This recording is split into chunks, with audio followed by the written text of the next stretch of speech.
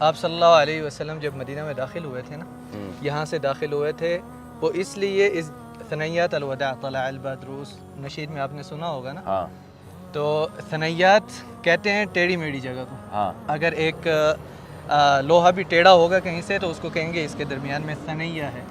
تو یہ دیکھیں وہ والی بلڈنگ الا تھوڑی سی، انہم یثنون صدورہم، قرآن میں ہے نا ثنا یثنی. ہاں جی، تو یہ ثنیات الوداع کہ یہاں سے پہلی بار مدینہ والے انتظار کر رہے تھے آپ صلی اللہ علیہ وسلم کا، اور آپ صلی اللہ علیہ وسلم مدینہ میں یہاں سے پہلی بار داخل ہوئے تھے.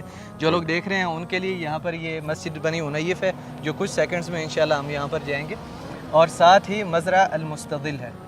یہ جو طلع البدر علینا من ثنیۃ الوداع، بچیوں نے ایک نغمہ پڑھا تھا نا نبی صلی اللہ علیہ وسلم کی آمد پر، تو فرید ملک بھائی میرے ساتھ ہیں اس وقت، اور میں ان کو پکڑ کے لایا ہوں کیونکہ ان کے ایک ہسٹری کتابوں میں ہوتی ہے، لیکن جب انسان جاتا ہے نا تو وہ بالکل الگ ہی ہسٹری ہوتی ہے وہ. جی جی، تو اس لیے ہر چیز کے ایکسپرٹ سے اگر آپ رابطہ کریں گے تو کام تھوڑے وقت میں اچھا ہوگا.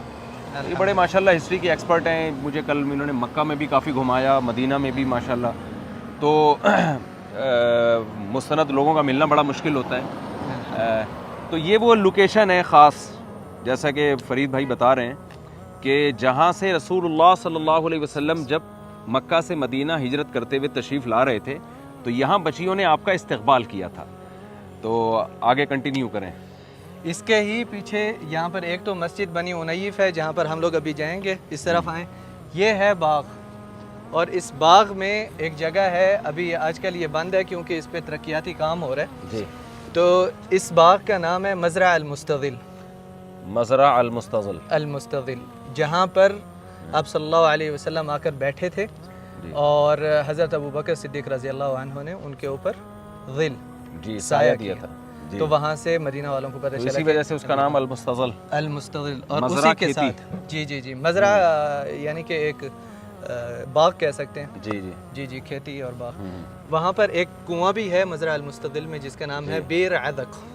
بیر عدق، ہاں جی، وہ اسی مزرعہ المستظل کے اندر ہی ہے جو اس ٹائم پہ بند ہے.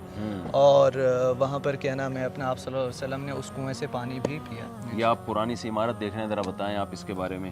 ہم نے سب سے پہلے تو ہمارا سفر جیسے مفتی صاحب بتا رہے تھے ثنیات الوداع جہاں سے آپ صلی اللہ علیہ وسلم انٹر ہوئے تھے، تو میری کوشش یہی تھی کہ وہیں سے ہم لوگ شروعات کریں جہاں سے آپ صلی اللہ علیہ وسلم مدینہ میں انٹر ہوئے.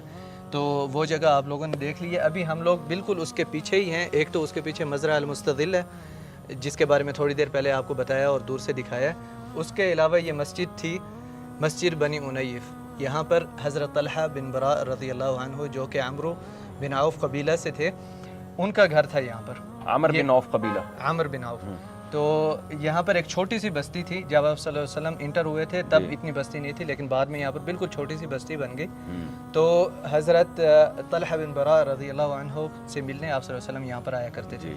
جب کبھی کبھی آتے تھے کیونکہ ہفتے کے دن آپ صلی اللہ علیہ وسلم مسجد النبوی سے چل کر مسجد قباء کے پاس آتے تھے جو یہاں سے نظر آتی ہے. تو یہاں پر بھی آپ صلی اللہ علیہ وسلم کبھی کبھی آتے تھے. تو حضرت طلحہ بن براء رضی اللہ عنہ جب بیمار ہوئے تھے تو انہوں نے آپ صلی اللہ علیہ وسلم سے اپنی بیماری ظاہر نہیں کی تھی. اچھا، وہ وہ اس لیے کہ راستے میں یہود تنگ کرتے تھے، تو آپ نے اپنی بیماری چھپا کے رکھی. آپ صلی اللہ علیہ وسلم کے لیے وہ ڈرتے تھے اس وجہ سے.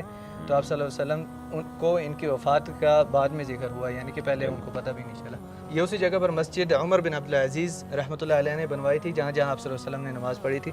تو اس جگہ پہ بھی نماز نہیں، اس وقت یہ مسجد نہیں تھی اس جگہ پہ حضرت عمر بن عبدالعزیز نے، بلکہ وہ تمام تاریخی جگہیں جہاں کوئی خاص واقعہ ہوا ہے تو حضرت عمر بن عبدالعزیز رحمہ اللہ تعالی نے ان تمام جگہوں پہ مسجدیں بنائی. کل مکہ میں بھی ہم نے دیکھی نا ایک پہاڑ سے مسجد دریافت ہوئی تھی جہاں بیعت کی تھی. جہاں جہاں پر آپ صلی اللہ علیہ وسلم نے نماز پڑھی ان جگہوں پر خاص طور پر. اچھا، صحیح، ماشاءاللہ. مساجد بنوائی. تو یہ اس مسجد کی یہ پرانی عمارت ہے. اس کی ہسٹری کا نہیں پتہ لیکن یہ زیادہ پرانی ہے. اور یہ جو باہر عمارت بنی ہے اس کو 1 سال ہو گیا ہے. یہ جو بلیک والی، یہ تو اینٹوں سے لگ رہا ہے کہ بہت پرانی عمارت ہے. جی. اور اس کو بھی وہی پرانے اسٹائل میں بنایا ہوا ہے اور یہ کافی خوبصورت اس کو ماحول دے دیے.